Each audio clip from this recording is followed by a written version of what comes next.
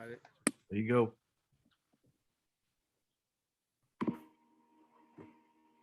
Just wait 2 minutes, Coach. You know how they come in. But Nick, that's great. I mean, I was trying to put together, Asbury Park did something too, but I always said I wanted to do something with statistical leaders. Because I think, nobody knows where they stand in the short conference. You might have a quarterback that threw for a lot of yards and it really wasn't a lot of yards, or maybe it was, but I put together a top 20 quarterbacks. And then no, I put together a list of anybody who threw for over 3,000 yards or more career. And then rushing were 3,000 yards or more, 123 rushers. Coach Keith Elias is now 18th. Keeps going down there. A lot of good running backs have been there, sure. Receiving stats are tough because people just didn't keep track of stats back in the day. It's amazing. You got schools like Tom Drivers and Lakewoods and that've been there for years, and just through generations, just nobody kept track of stats, or they lost it, or it's a shame. But so I love to look at those things, and maybe I could kind of take a couple names. I had this guy, Thompson from Ocean, that messaged me. He goes, Coach, your stats are wrong. I have this many yards. I'm like, oh, shoot, this is what I had. Then he goes, on a football, he goes, you know what? My coach gave me the wrong stats. They're correct. He goes, he gave me 1,500 more yards on my football and banquet. And he's one of the leaders of all time in rushing. But, I mean, we're talking about 5,000 yards or 4,000 yards. That's what the conversation. Yeah, he was a 4-year starter. He was a 4-year starter. Yeah. Good. Who was that? Thompson. Forgot his first name. First name, Tyler? Tyler Thompson. Yes, sir. Yep. Yes, sir. Yeah. Yeah. But Nick, I told you I put together a list using Coach Rosillo and that webpage that we have, all the coaching wins in the short conference. Now it's tricky because we have coaches that coach out of the short conference, like Coach Wagner. He's got 200 plus wins and all that. So it's like from other places too. And Coach Amitville was the hardest to recognize because he's been all over. And Coach V, you said there was a couple more wins you forgot on there because of his Jersey City stints that he's. No, I didn't. I was very accurate with what I got for him. Oh, okay. All right. Well, there you go. But yeah, and Chuck Donahue too was in other areas that's over 200 and something wins. So, but we have a list made out with that. So that was. Well, the Shore Foundation has that history. It was actually done by a guy. It was two different people. One guy from Neptune. Who was the coach from Neptune? Now is it at Elizabeth? Fiore did a lot of work, and somebody else did a lot of work from another school. So it was pretty similar to what you did, Coach. And Coach, let's get going because we're talking about this thing he's going to be talking about right now. And as people come in, that's great. We have two speakers going on today, or two different topics. Our first guy going to talk for a couple minutes can be Nick Skirbo. Nick Skirbo is a short conference football historian. From the beginning of the day of the conference to present, he's got a book that's out, 48 Minutes Forever, all about the short conference football history. He's going to talk about what he has for everybody out there, and it's a pleasure having him. And after he's done talking, we're going to talk New Jersey Warriors football. And when Nick's done, I'll introduce the guys from New Jersey Warriors. So, Nick, you got the show. So thank you, Coach. Thank you to Coach Davis for giving me the opportunity to speak briefly tonight. And thank you to Coach Rosillo for suggesting that I reach out to him. I know everybody is here tonight for the clinic, so I'm going to make sure I don't take up too much of your time. So as Coach Davis said, my name's Nick Skirbo. I'm the author of a book about the history of high school football in the short conference, which is going to be called 48 Minutes Forever. Some of you have been contacted by me before and were kind enough to help my project by being interviewed about the history of the Shore Conference and your role in it. I played football in the Shore at Monsignor Donovan for coaches Dennis Tobin and Dan Duddy. I coached in the Shore at Homedale and Mater Dei as a volunteer for 1 year at Lacey. And I still coach, although not in the Shore. The reason I'm speaking to you tonight is that I finished the book. I found a publisher for it, and I'm currently running a Kickstarter to fund the cost of printing it and allow people who are interested to pre-order the book. If this is successful, it's going to result in the publication of a complete history of the Shore Conference, which at this point is the oldest continuously active football playing league in New Jersey. Our history goes back all the way to 1936, and there's no active league in the state right now whose history goes back that far. We have a special community in the Shore, and I think it deserves to have a history in print. I think that what I've done does justice to that history. I've done oral history interviews with over 50 people in writing it, and the story of every school that's ever played football in our league appears in it. I'm going to put the link to the Kickstarter into the chat. Okay. And if you would take the time to take a look at it and share it with anyone who you think might be interested, it would be greatly appreciated. My hope for this book is that every school in the Shore will have a print copy of its history available as a reference for anybody who wants to look at it and for anybody who's curious about the history of our league. And then as a side note, as Coach Davis mentioned, in addition to all the All-Shore teams, I have year by year and game by game history for every school that's played in the Shore going back to 1936. If you think any of that information might be of use to you, I'm happy to share anything I found in researching the history of the Shore Conference. My email address is shoreconferencefootball@gmail.com. If there's anything that I can ever share that's of use to any of you. So that's basically what I wanted to talk about. So thank you very much for your time, and thank you to Coach Davis for the opportunity to speak tonight and briefly share what I've been doing. So that's really what I wanted to say. So thank you very much, coaches. Nick, quick question. How much does it cost, the book? So when it's published, the book will be $45. But the Kickstarter itself, people can support whatever they're willing to do. But the $45, you would be sent a copy of the book when it's printed. That's nice. Good. We'll definitely pass that out to the whole organization. And you did talk to probably everybody in here too at one time, or somebody in their program.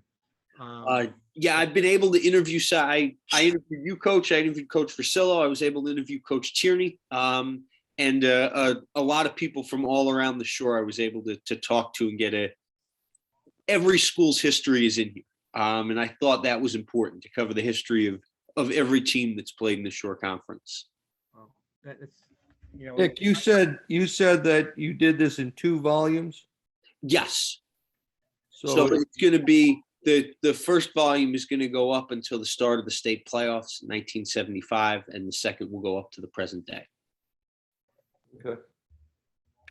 Nick, And what it's was that $45 for both that volumes. Kickstart or for address? one? Just the one. So the Kickstarter I just put into the chat. I'll send it. Oh, I got, okay. And then my email address is shoreconferencefootball@gmail.com.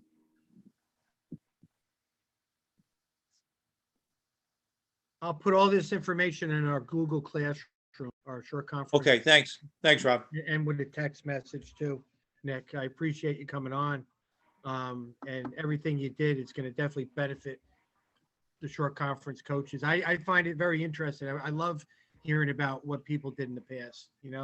They paved the way for all of us coaches now. And a lot of great things happened in the past. I do want to see that archive of all shore football teams, because there's a lot of people BSing that they made all shore, those older guys. I want to know if they're lying or not. So, in 1936, Coach Versillo was a sophomore in high school, I think, too. So I want to see some pictures of Coach back in the day. So anybody got any questions for Nick? No? Nick, thank you. Thank you very much, coaches. Thank you very much. Yeah. Now, guys, this is getting recorded. A lot of coaches were saying they were coaching. Can you please film it?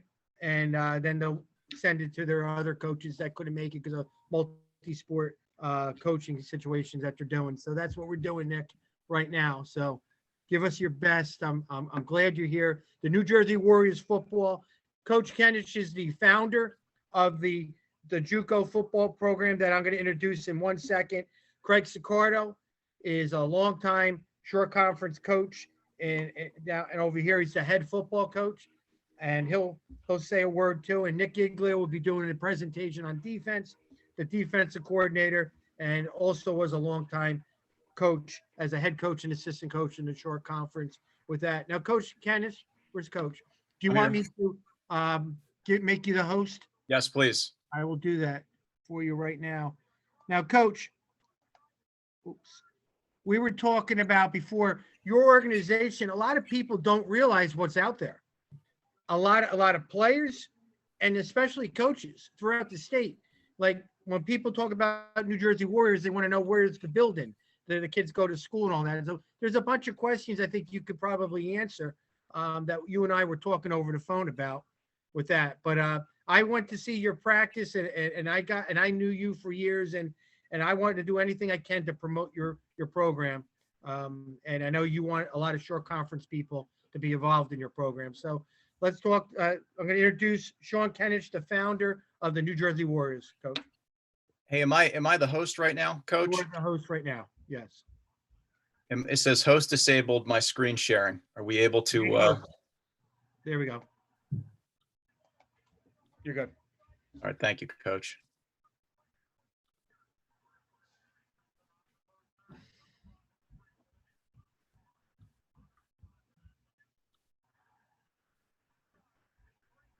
Okay, guys, I know there's questions, and I will answer them all, even at a later time. Right from the start, I realize it's important to introduce myself for those who don't know me. Okay, I am from Toms River, Ocean County. It's where I grew up. My parents still reside there. I did work for Rutgers football for about 8 years. When I decided to move on, I was the director of football operations. At that time, I believe many considered me probably the youngest in the nation in that role in Division I football. And I decided to move into teaching. I had the goal of becoming an athletic director, went back to school, got a master's plus 30 and a principal certification. And just as I begun interviewing for AD jobs, I started to think that maybe there was something else. And that's when I begun to draw up the NJ Warriors program.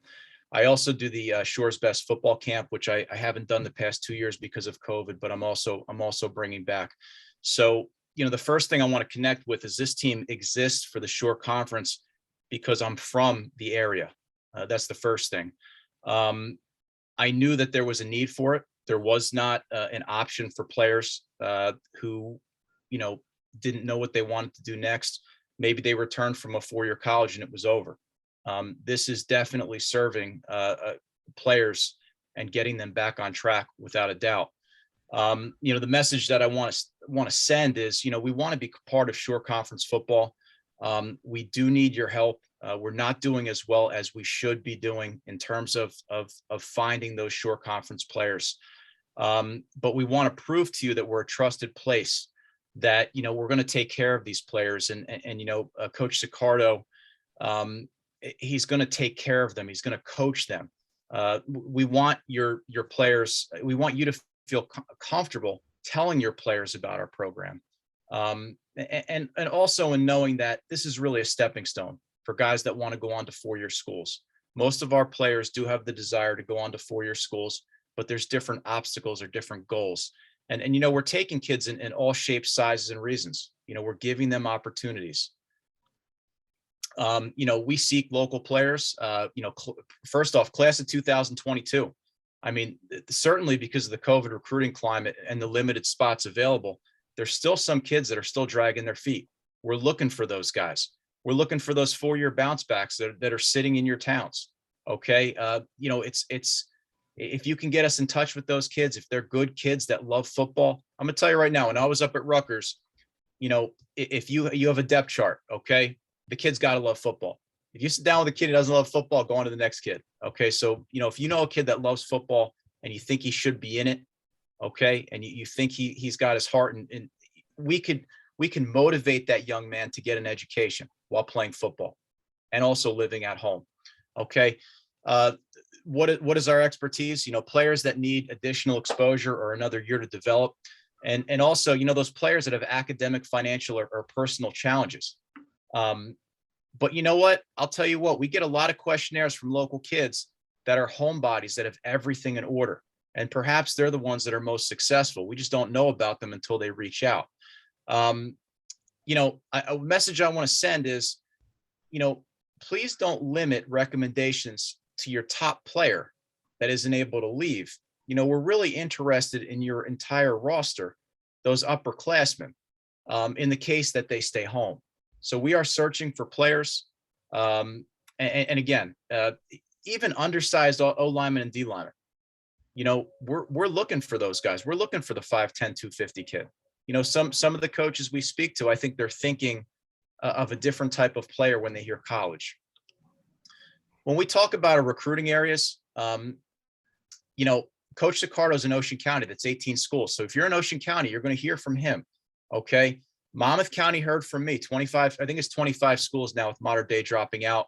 And I hop over to Mercer County as well. And guys, I was out at those fairs. I was at the Monmouth County Fair at Monmouth Regional High School, which was an excellent event.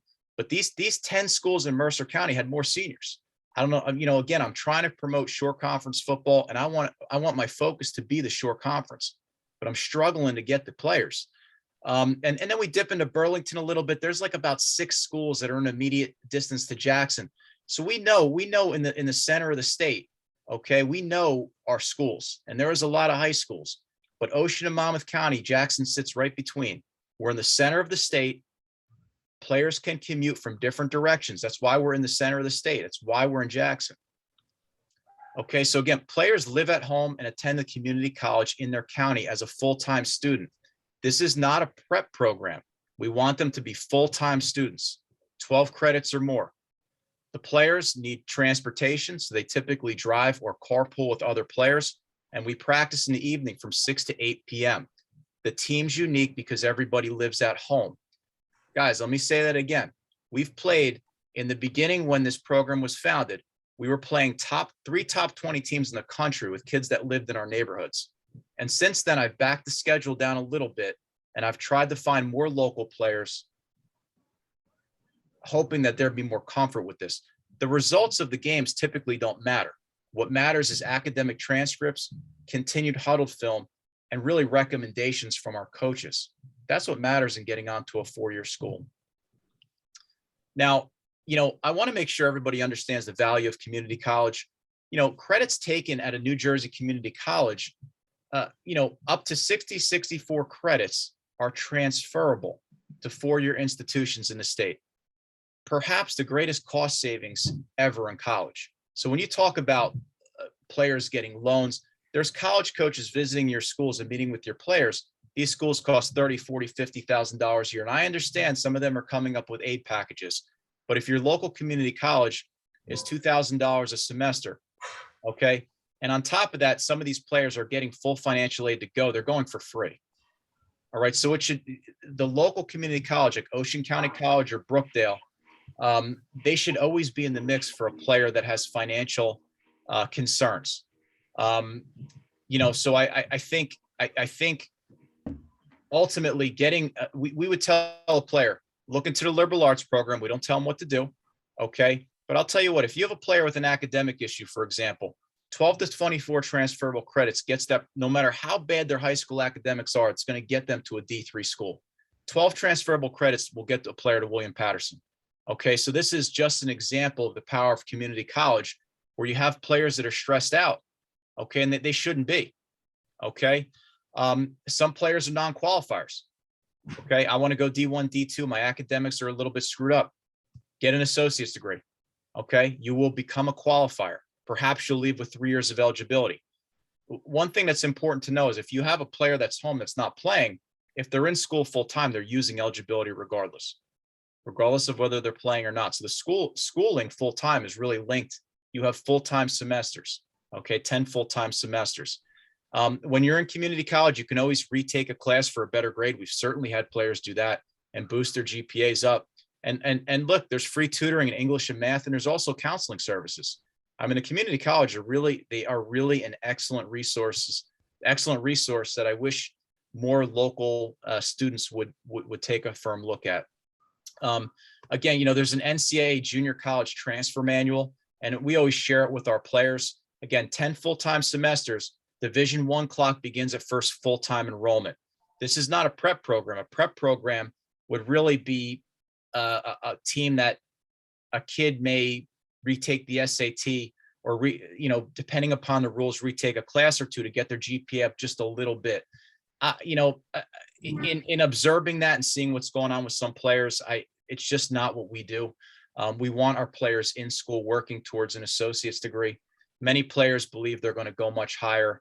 And ultimately, once they play a season with us, really seeing the talent that's on the field, their goals really become more clear and they make more sense.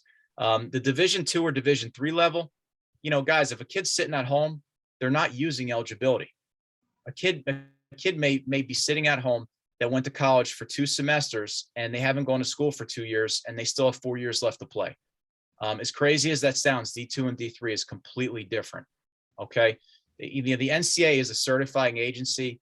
I know there's a lot going on with the NCAA but they are the certifying agency ultimately.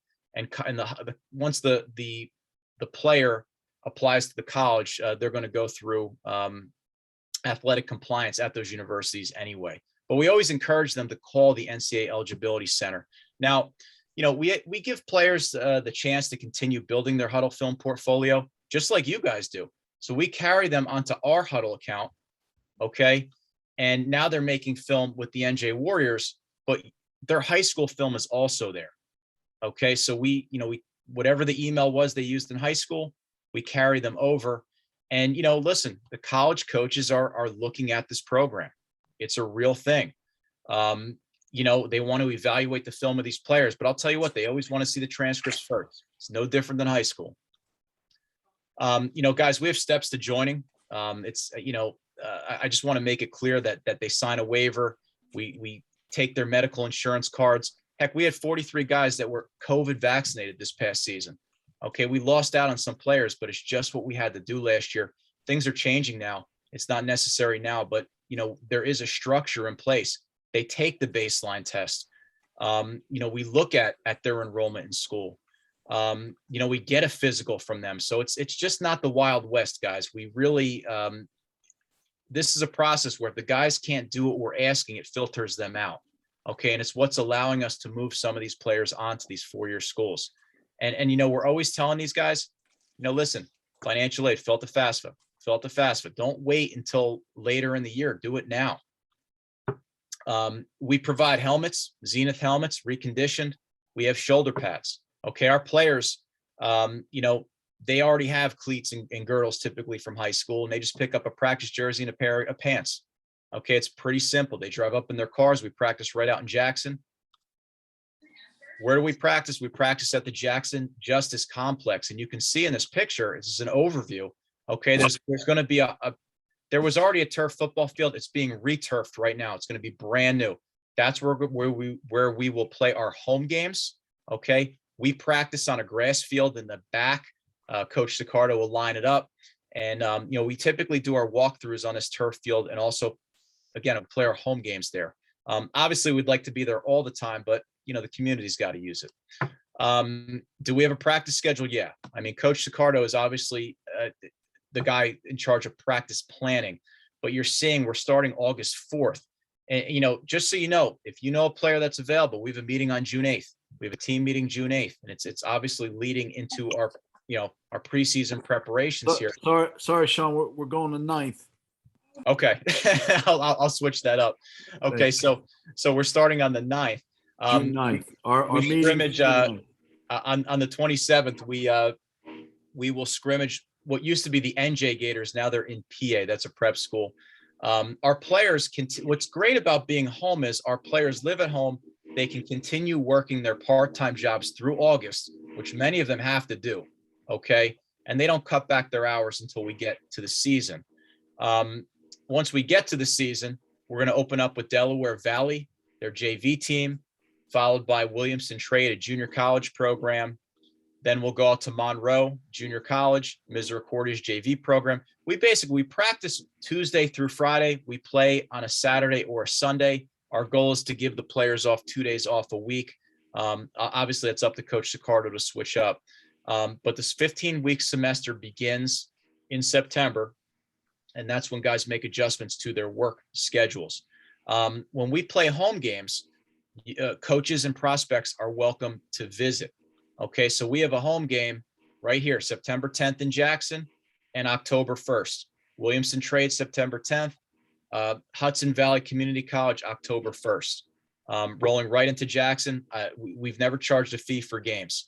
Okay, just so we're clear on the games, we hire NJCAA officials. We have Dr. Fox on our sideline, Fox Orthopedics. We have EMTs. The games are filmed. You name it, it's going on. We've had announcers in the past. It is a big production. Okay. When we travel to away games, we use Stouts Transportation. That is in a picture, a 56 passenger coach bus. Typically, if our staff is above that number, they will have a van. So we have transportation for the players to games. A typical itinerary, this is actual itinerary that we used. We typically arrive to a game 2.5 hours before kickoff. Okay. So Hudson Valley was a haul, 3.5 hours in Troy, New York. Obviously, they're coming to us this year. I give the players some snacks on the bus. I put some stuff out in the locker room. They get changed. They get out in the field on Coach Sicardo's timeline. And look, I feed them just like I did at Rutgers after the game. Okay, we order food. We have catered food, whatever it is. We pick up. They get on the bus. We head home. Okay, so we play in college stadiums. The games are very intense. This is not a pickup thing. It's not a semi-pro thing. This is a college thing. Again, we see our orthopedic doctors here. This is Dr. Fox. Some of you guys know him with some of his team. And he, since 2017, he's been coming out. Okay, he's been coming out to our games. He's been excellent. And guys, when our players get hurt, we typically we also have Brielle Orthopedics, and I'm telling you, they between the two of them, they take our players right away. If I get a hold of these guys during the week, I send the insurance over. We have an injury. It's beyond an athletic trainer, right? They take them right away to evaluate them.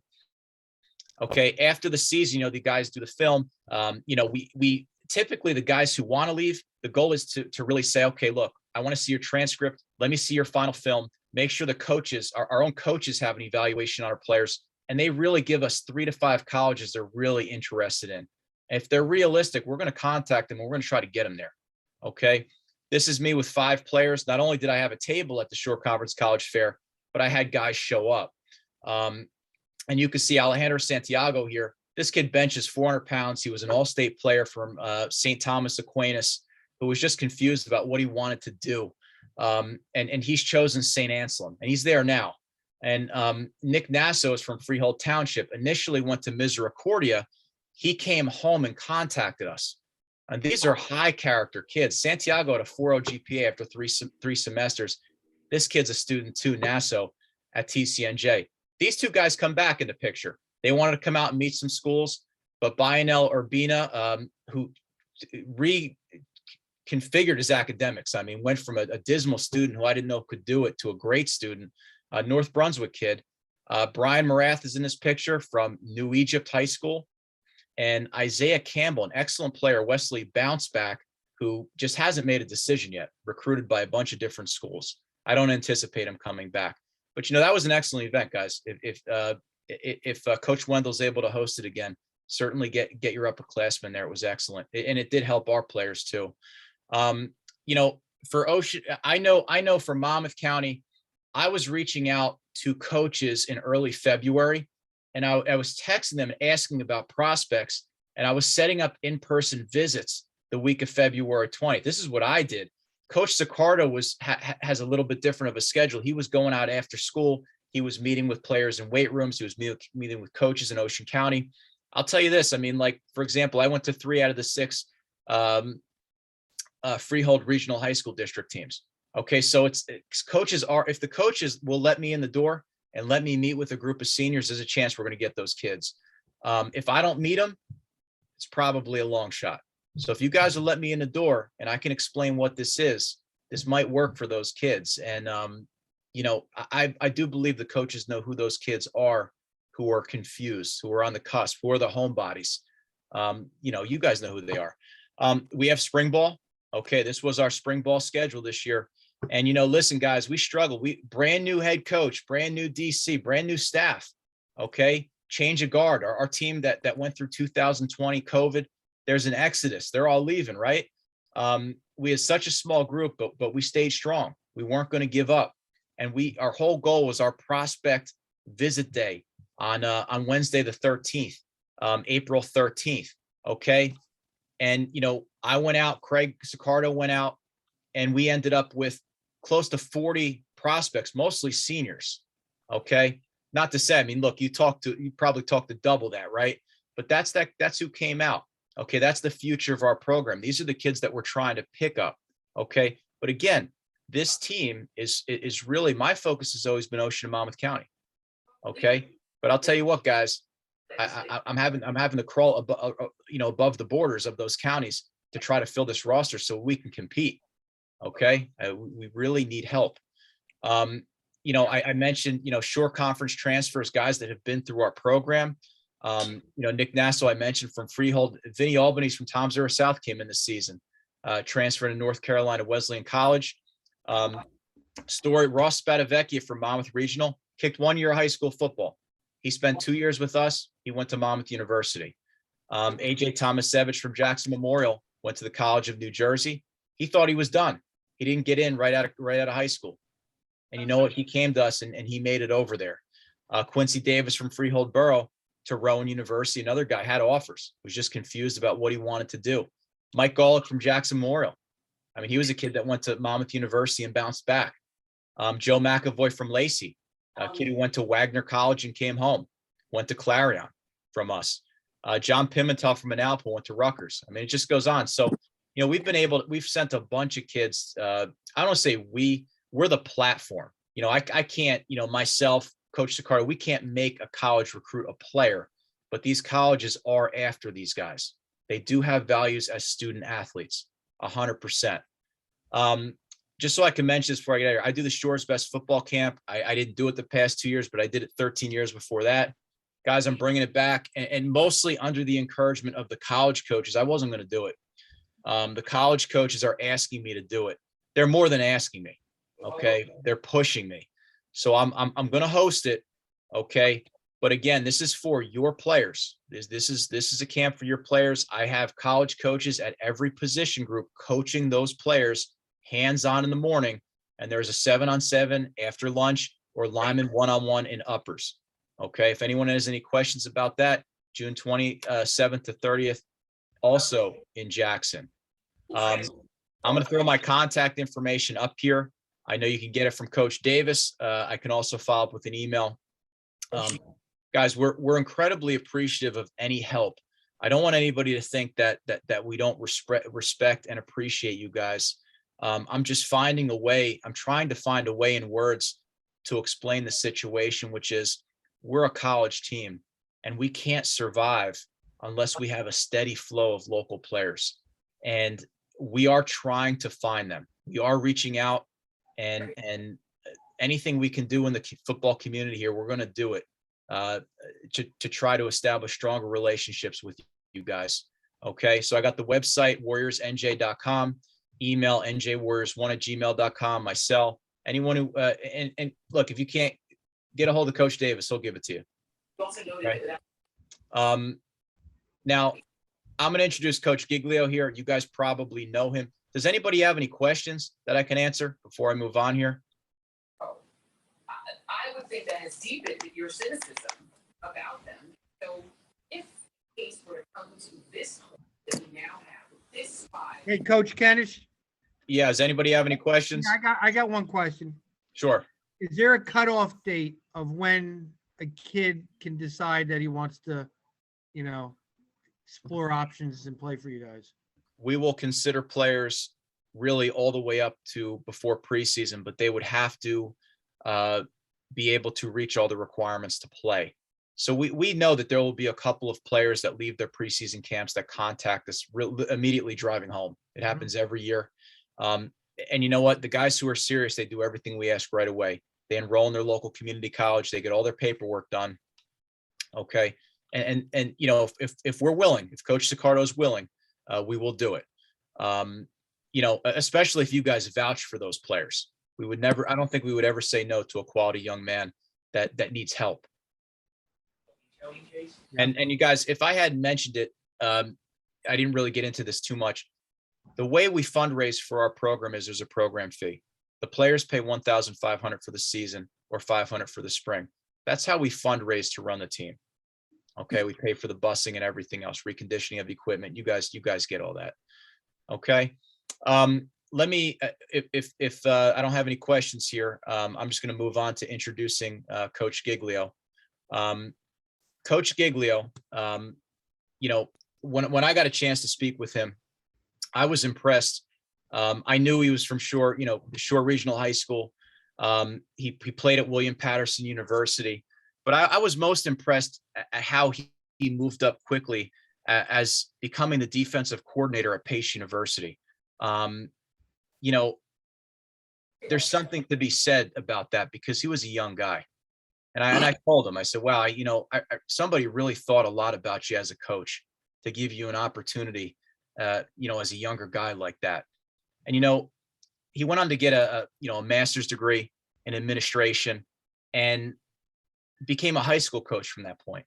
And then I respect that as well. And, you know, being a head coach at Point Pleasant Beach, 01 to 08, and then Red Bank Regional High School, 09 to 18, it shows his longevity and his, you know, in Shore Conference football. And, you know, he was a Shore Conference Coach of the Year in 2015. So, you know, we're super excited to have him as part of the NJ Warriors. He has a really impressive football background, and I know he's going to do an excellent and outstanding job speaking to you guys today. Let me, Coach, do I just, who do I make? Yeah, who do I, make him the host. okay, give me a second here. Let me figure out how to, participants. They rail against judges unless they do things in the. Okay, I just made him the host. Thank you so much, guys. Thank you, Coach. Thank you. Trying to solve that plan. What's the plan? All right. A number of structural reforms.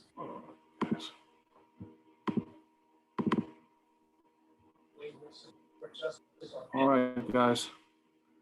All right, Coach. Hopefully, thanks for passing off the baton there and those kind words, Coach Kenish. Hopefully, you guys can hear me. My goal, I got two goals here tonight. One, to hopefully provide you some information that's useful, and the second one is not to screw it up with technology.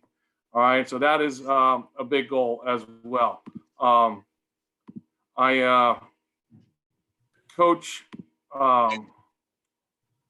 Coach, first off, Coach Sicardo, I want to thank you for giving the opportunity to work with you. So far, I've known Coach for a very long time, but never had the opportunity to work with him. And I've had that opportunity since, for over a couple months here, and I'm a better coach because of it right now. Just the number one thing that I feel is important is when we first spoke, it wasn't about X's and O's. It was about culture, and that's what he's going to. That's what we've been preaching. That's what Coach has been preaching. Number one, culture, and it's a team and family environment, and that's what I'm enjoying about it so far, and hopefully our players are as well. That being said, it's late. I know, guys. I got a lot of slides. I'm going to get through them fast. A lot of them are fast and short. In terms of thanking people and talked about trust, Coach Kenish. I always want to thank Coach Greg Lazardi, for back then for having some faith in me and giving me an opportunity many years ago. That being said, you have my contact information is up. I realize there's people that are busy, and if you want to pass this along, please do so. I'm not a Zoom person. All right, I'm more face-to-face.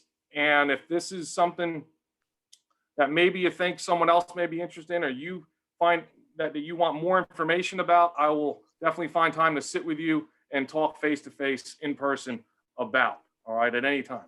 All right, so I first want to talk about, let's see here. Let's go. All right, technology. I'm trying. All right.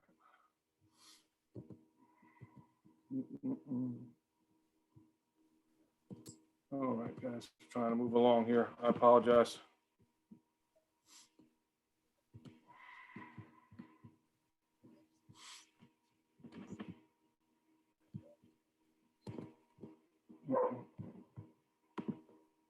All right. Talked about not messing up, and I'm trying to move the slides around.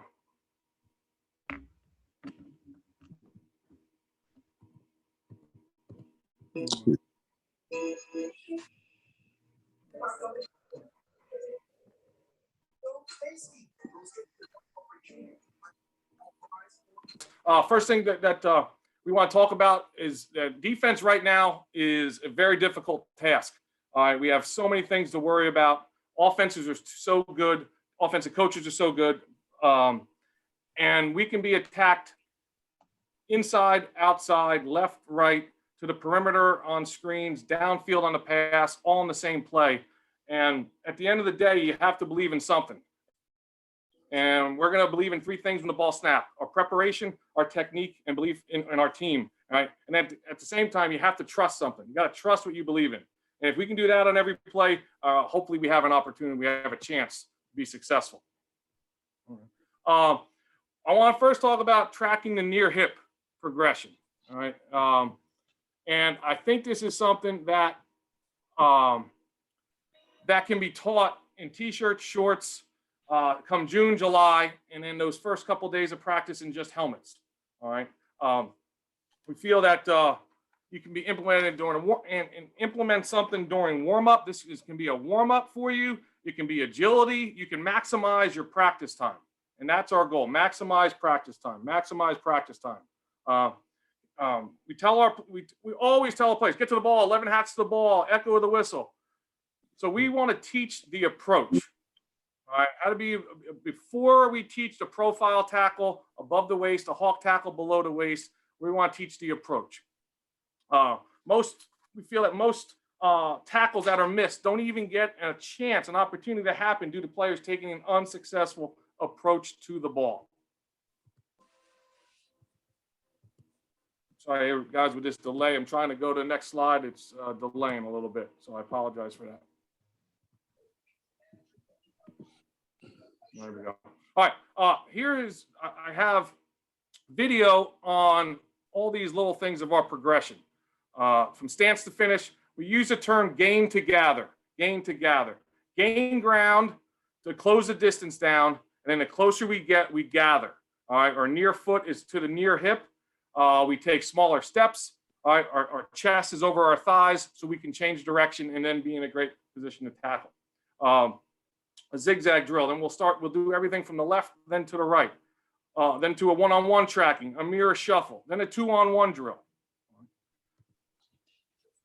All right. So I'm going to do the best I can here to kind of get this. Again, I have video clips. I want to thank the couple guys at RBR to help me out, Amir Frazier and the Del Pra boys for doing this for me. All right, this would be our stance here, our finish. So we finish on air. So if we're going to finish on air, guys, we want to do this properly. All right, so this would be the end. We're going to start from the end. All right, that garbage can is the ball player. All right, we're coming from the defensive left side. That's our near hip.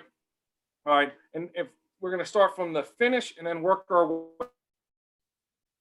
way back.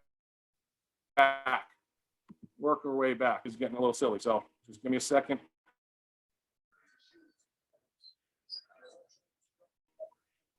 There we go. All right, so we're going to step with the near foot. Step with the near foot.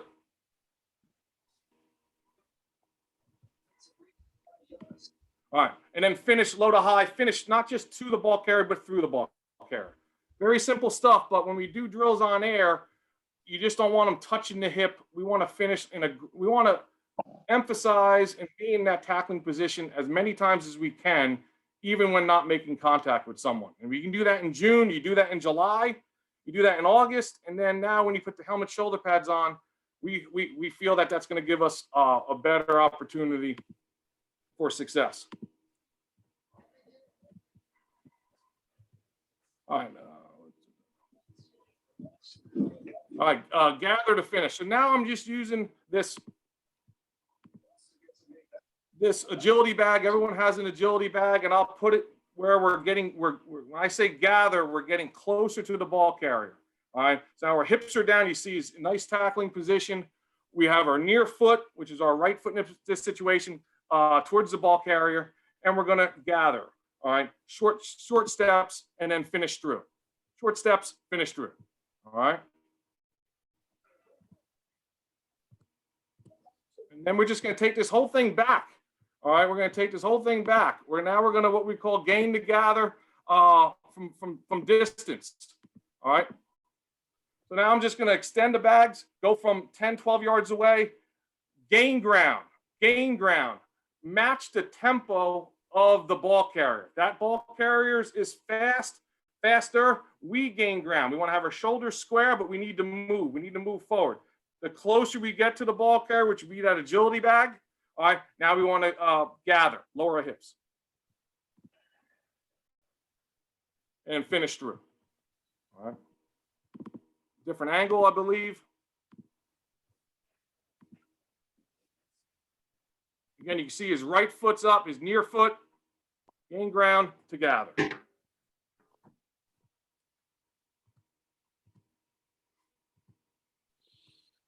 Again, guys, I apologize. Every time I'm clicking down, clicking to the next slide, it's just taking a second or two.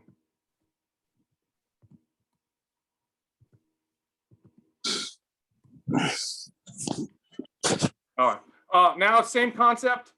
All right, same concept. I won't even get bigger on that. Just doing it now for 2 bags. So now we're tracking. We're tracking a ball carrier for distance, coming from the inside out, say. All right. Sprint, gain ground, near foot up, finish.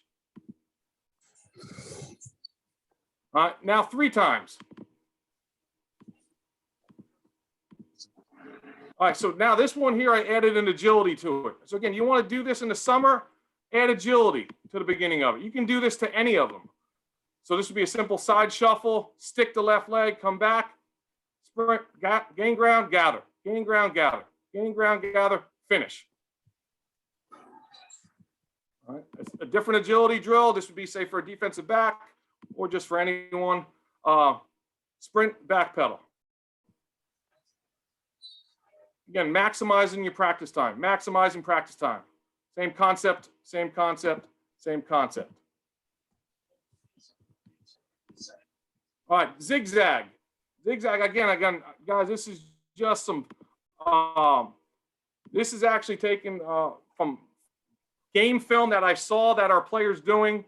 So it could be a QB scramble, a linebacker opening his hips, getting into a pass drop, covering, QB scrambling. Your shoulders, his shoulders should be a little bit more square there on that finish.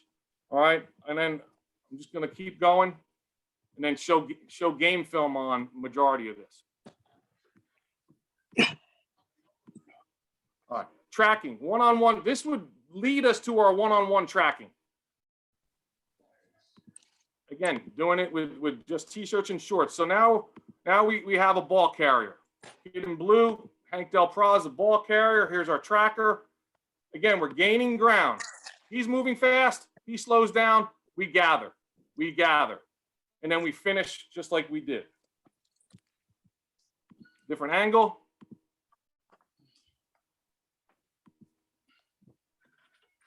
Staying on that near hip. Again, burning eyes on that near hip.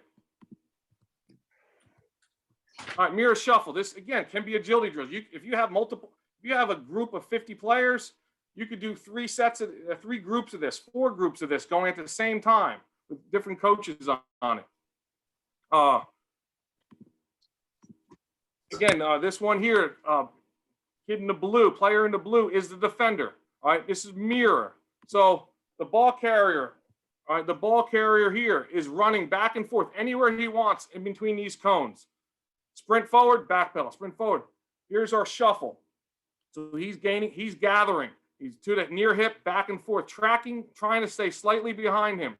And then on my command of second hit, they would then sprint through, and there's a cone over here that they're both sprinting to, and he's going to finish on air. So I'll give a hit command to start it, a second hit command, they go finish and sprint through.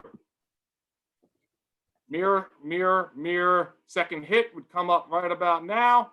And there's the can, sprint through, finish.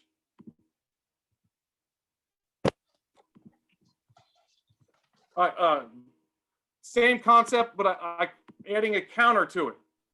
So this same drill, hit back and forth. On the second hit, the ball carrier would have the option before he gets to this near cone to counter and come back or continue to go. So now this defender has to read that. This scenario, he came back because that's what I told him to do. So again, just a different, now this linebacker has to read a little bit. Can't just continue to sprint. Has to be honest. Ball carrier has the option to come back on counter. There it is.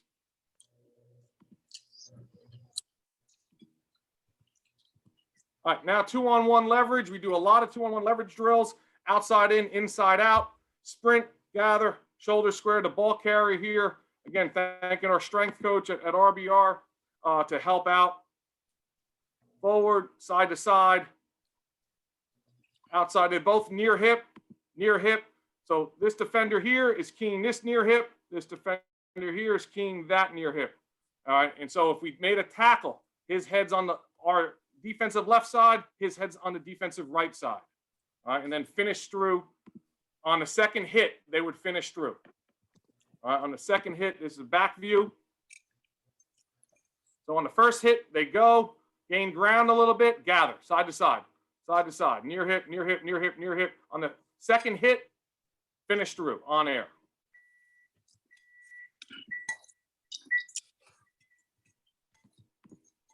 All right, 2-on-1 back. All right, this is a little, can build up to this kind of a competition thing if you want to. Kind of a, now the defender, 2-on-1, they start in the middle, back to back. This offensive person has the ability to either go to this cone or the outside cone. The defenders would not know if they're going to start inside out or outside in. So they're jogging. There's a cone out here. It's a big square. They jog to their cone. As soon as they hit their cone, they snap their head around, find the ball carrier, gain ground, close the distance down, all right, and then gather. So the last hit, they would finish through. Jog, snap their head around, find the ball carrier. Side to side, side to side, side to side, and finish through. All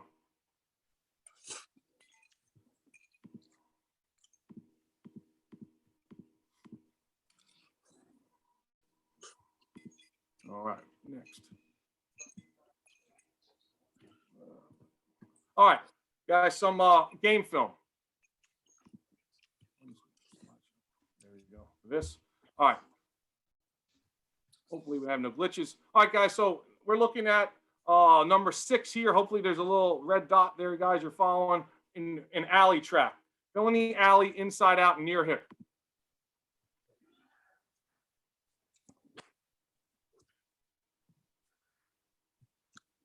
Near hip, right here. Head's on the right side, the proper side.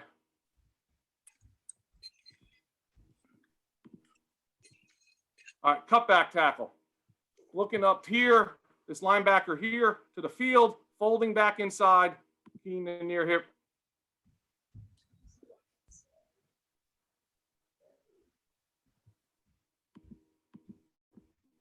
Back here, field side linebacker folding back inside.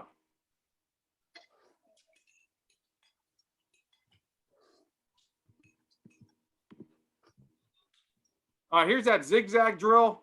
Again, did not have this in until this linebacker here. Looking at this field side inside backer. Again, making drills off of what you see on game day. That's what we were doing. Opening to the pass, coming back to the left. Quarterback scrambles right. Pretty good quarterback there.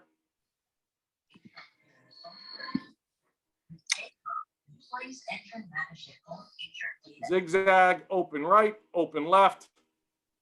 Shoulder square, coming back downhill, gaining ground, gaining ground.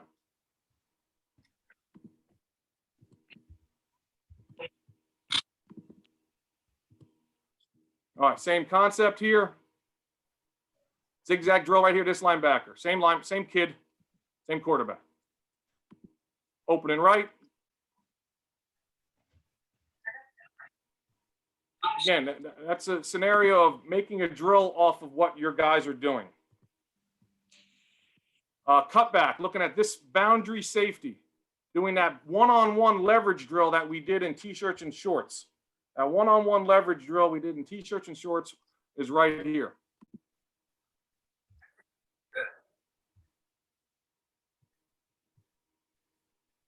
Would like to maybe keep his head up a little bit at the end, but right there near him.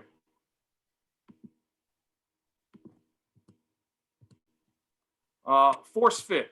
So, field side safety, forcing the football, staying to the outside. Now.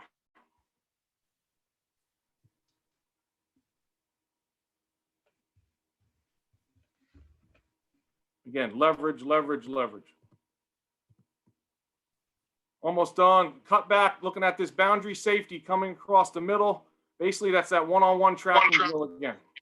One-on-one tracking drill coming backside.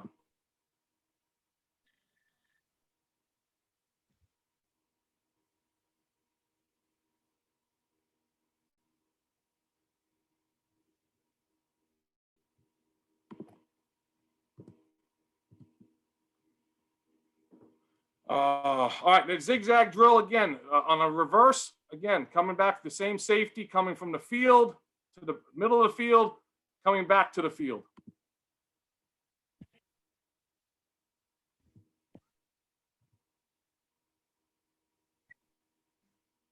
Closing the distance down. Again, right in this scenario here, where he goes for about 10 yards of closing the distance down, right at midfield. Right at midfield. Close the distance. Close the distance. Don't allow him the opportunity.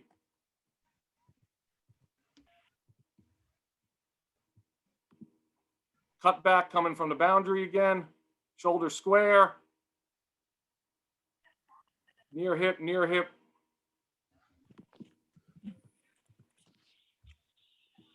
And then last one, I believe, boundary safety again, playing out tracking drill. Track, track, track, track, track. Maybe goes a little too far, comes back luckily. All right, guys, that's something, again, I feel can be done in the preseason and get a lot of success out of it before you even put the helmet and shoulder pads on. All right, now the second portion, I wanted to get in just X's and O's. All right, in terms of our defense, we're a four-man front, and this spring we're a 4-3. When we did a lot of this years ago, it was a 4-2-5 for a little bit, and that may happen again with us with the Warriors looking at our personnel coming in. All right, but that doesn't change much. So I just want to touch on a couple things in terms of why moving the front, especially versus spread sets. All right. You got to kind of distort the bubble a little bit, your open gaps, not at low, like this is the open B gap, this is the open A gap. Distort those. Again, the offenses are too good. All right. And another one is getting the running back to declare themselves now. All right. Declare themselves either those shoulders outside now, because if their shoulders are outside now, our defenders, our linebackers know where to fit now. You know, the worst thing is those shoulders from the running backs, ball carriers are square. Now left and right. You know, that's where we have to stay tight in that situation. All right. And then forcing the ball to flow fast to our fast flowing defenders. All right. In terms of technique, again, guys, I'm going to be fast. In terms of our technique, this is an example of a four-man movement. All right. We want to balance up our stance, toe to instep, slight bend in that far knee. So we're moving right, our left knee for say that left defensive end, we slightly bent. Aiming point is what we're aiming for is the second shoulder of the lineman in our target direction.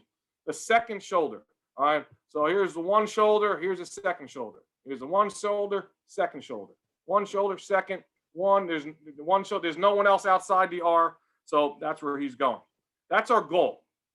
All right. Steps, lateral step.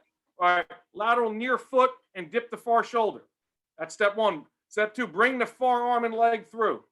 All right. On that third step, we're trying to gain a little ground and we're pointing our near foot towards our target and we're running and reading with our hands out in front. All right. When I say run and read, our goal is to get 3 quick steps in before the O-line gets 2. All right. So when I say run and read, I have an example of this: slip or swipe. So slip means, all right, if I am slip tight and flat down the line of scrimmage behind linemen blocking away. So if those linemen are blocking away from me, I can slip behind their hip on the offensive side of the line of scrimmage. Swipe, if I'm slanting inside or targeting inside, penetrator, we're calling it, to the right, and that guard, say that left defensive end, that guard fans on me. All right, this guard fans on him. All right, here, I can now swipe and come tight across down the line of scrimmage in front of that lineman, across his face, not to his back hip. So that's the goal here. And here's an example right here. So a slip would be, I'm a left defensive end. I'm going inside my target zone, second shoulder. It's blocking away from me, away from me. I get tight, not upfield. All right, down the line of scrimmage. All right, I'm slipping him. Swipe would mean just that scenario I just gave. Left defensive end, guards fan blocking on me. I can swipe, come across and underneath and get to the far 8 and get to the A gap, not just the B gap. All right, we do that because technically our linebackers would be scraping fast over the top of that. All right. So when I say the word X stunts, this kind of developed over time, and you know, not many teams are doing it. All right. But over the years, we've kind of expanded upon it, I guess you'd say. That's what I mean by develop over time. We used it a little bit and then used it more. All right. So we have a penetrator and a heel scraper. So this situation is a full line movement, all right, or a 4-man movement in a X stunt. We have 3 penetrators: left defensive end, nose guard, tackle. All right, all going to the right. All going to the right. So the heel scraper is that defender who is outside the last slanting D lineman. And those are all in our calls. And I have examples of that. All right. So the heel scraper is going to take a quick jab step, tighten his stance up, take a quick jab step up, drop step, come through heels of the defensive lineman, then start to square up and read. All right, and technically his job is to spike the first open gap, all right, that he gets through past the slanters, all right? So he's technically playing linebacker at a depth of 2.5 yards, all right, 2.5 yards, if you want to say that, all right? So let's see here. Here's an example of what we say, clear claddy. So we use the term clear claddy for our linebackers. Let's not make things difficult here. We'll use the same term for our heel scraper. As he's coming back, he starts to square up. Clear, meaning as he's coming through, this center now is blocking away, blocking back, slide protecting, say, towards the defensive end that's coming inside. It's clear, he gets blocked out, take it now. Spike it now. If for some reason he was coming here and this center blocks to the defensive right and the guard blocks down on the nose guard, the left defensive end would keep coming and he would say that's cloudy and keep going out to the B gap, C gap area, which this is scenario back here, cloudy. As he's coming, this B left defensive end sees guard pull. He's going to be slipping it right behind it. It's cloudy. I'm not going to go there. I'm going to go right 1 gap wider and square up. All right. This is what I feel is something that we had to kind of work on a lot and really trial and error. is what we our linebacker fits. Our linebacker fits. So linebacker rules. Flow to a defensive lineman leaving you. So leaving you means he's either going inside penetrating or heel scraping away from me. If I'm that first linebacker inside the box, I got to enter now. Most important person, enter now. Downhill, tight fit, force the ball to bounce. Second linebacker, what we're calling fast stack. Stack the slanting defensive lineman, and if it bounces the way we want to, you go fast. If it cuts back, I got to stack and stay shoulder square. The third linebacker or safety, cut back. Tempo the ball, fit off the penetrating defensive lineman. And here's an example. Say a 4-3 in a tight set, we have our heel scrapers going left, line is slanting right on an X stunt. The flow is going towards the slanters, towards the penetrators. All right. If I am this Sam linebacker, my defensive end is leaving me. Flow to me. Enter now. Enter now. Make it bubble. Make it happen. Can't wait. Our fast stack is coming and stacking. Technically the slanting lineman, but if the Sam does his job, the fast stack guy is going to know I can continue right outside right now. And then we have a cutback player. Shoulder square, in that situation. Now, the one below it is now flow going opposite the penetrators. So penetrators are going right, flow's going left. Our will becomes the enter player. Again, my defensive end is leaving me, going inside, leaving me. Enter now. Fast stack. Sam's the cutback. Here comes our heel scraper. When I say cutback and fast stack, because technically this mic could fit off of the heel scraper. All right. He's there first. I fit off of him. Cutback guy fits off the heel scraper or the fast stack. Here's a spread set. Here's an example of a spread set. We bumped the linebackers, trying to keep the secondary with 4 deep against passing and everything else we got to defend. So in this situation, flow's going again towards the slanters. Slanters going left, flow's going right. The mic backer becomes the enter player. The will becomes the fast stack. Here comes the nose guard as the heel scraper coming across, and just a different example. Here's this example of the flow going again. My nose guard's leaving me. Heel scraping right. Flow comes towards him. He left me, enter. Make it happen now. Fast stack, cutback. All right, fast stack, cutback. And again, guys, I have example. Here's playbook. Playbook stuff of our 1, 2, 3, 4-man movements. If it starts, we use everything with a Liz and Rip call. Liz call. These are all Liz calls. They're all tight to the tight end side. Liz calls. If the word starts with an A, it's angling away. So the D lineman denoted would angle away from the Liz Rip call. And this one's again all Liz calls. If it starts with an S, they slant towards the call. Slant towards the call. All right. Again, 1-man, 2-man, 3-man movements. Same thing here. Now is where we would enter with the X stunts. The X stunts would be called, again, I could use the call and say sling X. All right. The 3 down linemen down here in the bottom right are all slanting left. That's sling. This R is not involved. He's the 1-man not involved. He becomes a heel scraper when I give the call sling X. All right. That's just how we're going to do things. All right. Here we go. Some examples. I'm talking about it, and here they are.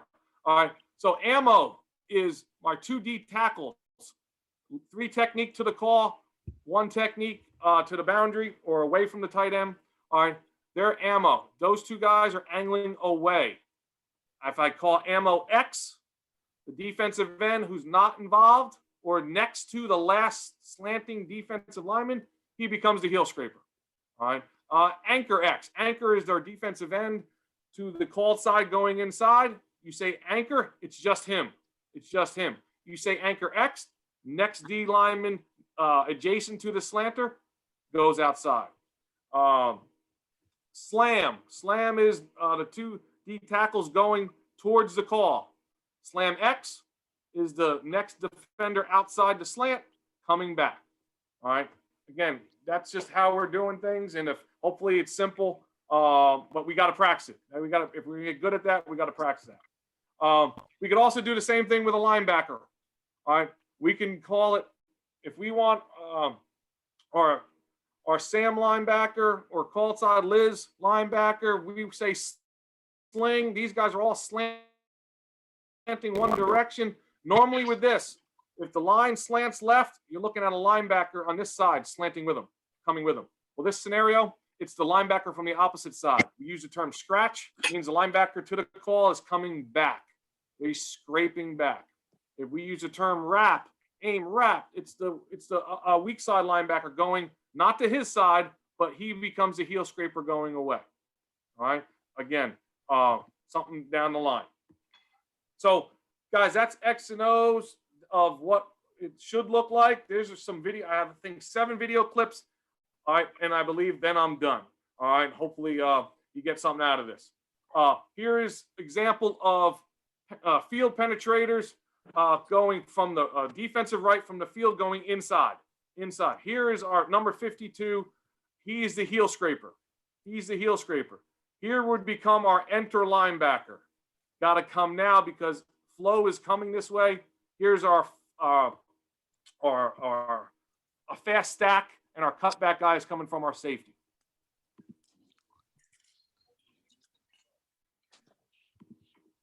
Inside, heel scraper, ball is going towards the leaving defensive end that's going inside.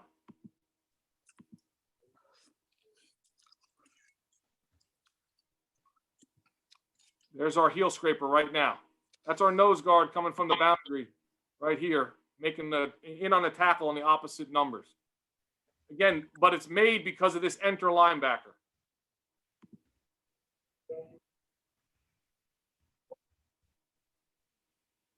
Declares the ball going outside now.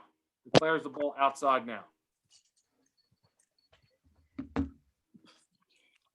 right, same number 52. Coming from this position, these guys are going inside. These D linemen are going inside. He's heel scraping to this side.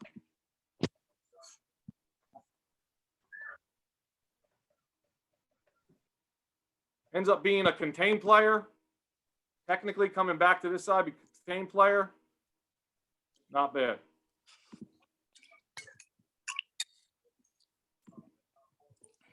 All right, same kid, number 52 is right here. I believe he's coming back to this side. Could be wrong. No. All right.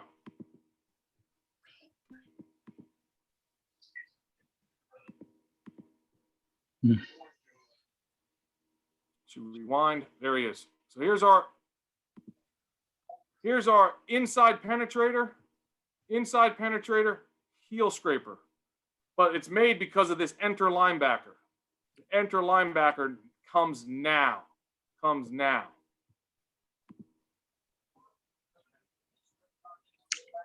So let's see. Here's what we call a spider call, meaning just to the one side of the defense, the 3 technique is going out. The defensive end is coming underneath him. So he's first, he's second. Sorry about the footage here. It's from 2012.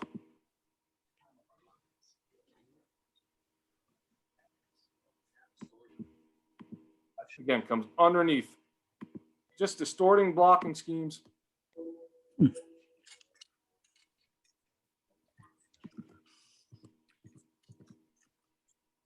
Same spider call. D tackle out. Defensive end underneath.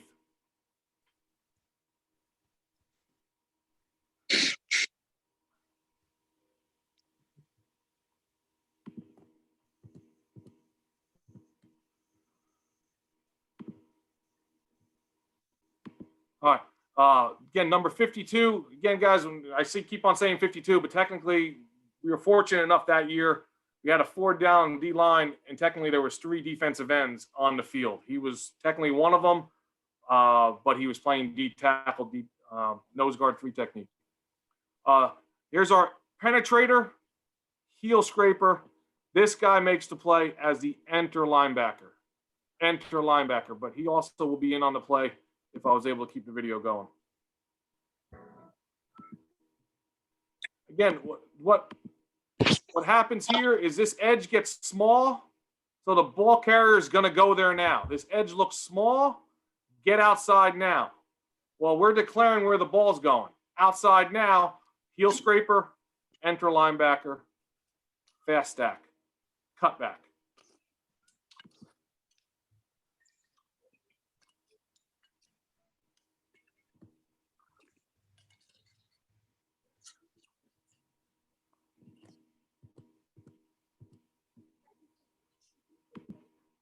All right, number 72.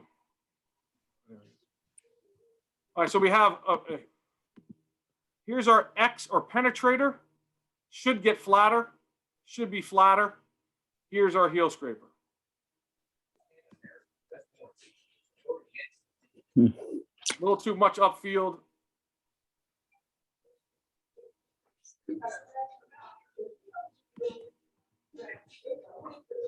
Almost there, guys.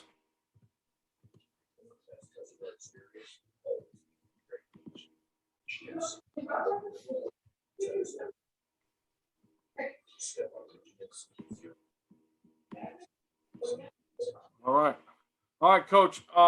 Hey guys, I don't know if any of that helps, or hopefully it does. If it's something interested in, again, I'm more face-to-face type person. I'll set up a time, set up someplace to meet. I don't care if it's at a McDonald's or something like that. Grab coffee, talk football, and that's what I enjoy doing. And hopefully, again, Coach Sicardo, Coach Kenish have given me the opportunity to do that again, and Coach Davis given me a great opportunity to talk that tonight. And I believe, I look forward to doing more of that with all of you. And again, looking at these coaches that are on this Zoom right now, very humbled to be speaking football with you guys, and I admire all of you. So I appreciate it. My cell phone number was on there. If I can get back to that again, I will, technology-wise. Put it up one more time. There it is. So if interested, please text me, email me, whatever it is, and I will pass along this PowerPoint if that's something you're interested in. I will email it to you. Just give me a shout out, and I'll get that to you by tomorrow. All right, Coach Davis, thank you so much, brother. Thanks, Giggs. Thank you. All right, man. I don't know if you need me to do something here in terms of getting it back to you. Giggs, this was filmed or recorded, whatever, and I'm going to send it out tomorrow morning to all the short conference coaches. I got around 20 coaches requesting it, so it'll be in their hands tomorrow. I appreciate all you guys, yourself, Coach Sicardo, and Coach Kenish, the very best. And if we can help you, the short conference coaches, in any way, that's what we're here for. Thanks, Coach Davis. And thank you, coaches that were here tonight for this. Really appreciate it. I appreciate. Nick, can I be the host again? Yeah. You just pass that along on how I should do that. I got it. He's it. You got it? Yeah, I appreciate it. Anything else, Coach Sicardo? You got anything to say? No, we're good. Again, appreciate you all coming tonight. Please, if you want to talk football, all you got to do is contact us.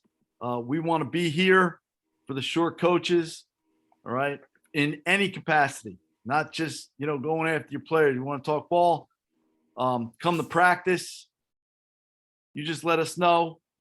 All y'all are more than welcome. And we're really excited about this. And, it's just a great thing, me personally, to have Coach Giglio over there he's the head coach of the defense for us. And, that's something I just feel blessed going into this is to have somebody, we can trust 100% just to take care of that side of the ball and do his things. And you know, you got players, you know, we are committed to making sure they have a positive experience and that we are a stepping stone to get them to where they eventually want to be. Thanks again, Coach Davis. Thank you, guys. Thank you very much. All right. Craig, is there a way you can send me this link? Yeah. Now I'm going to put it on a YouTube so I can send it out Okay. and hopefully get some views on it. We got to get rid of that share. Oh, Coach Giggs, can you Yeah, stop go the ahead. share? Oh, yeah, I'm sorry. I'm sorry. I'm sorry. Nick, Give me a sec. William Patterson didn't teach you how to do technology? Hey, no. Just up top, You were- isn't it? Where it You says were there stop for 8 share? years. I'm looking, brother.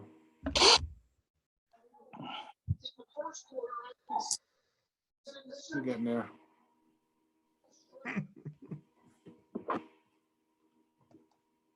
Hold on. Slideshow share. All right. Video.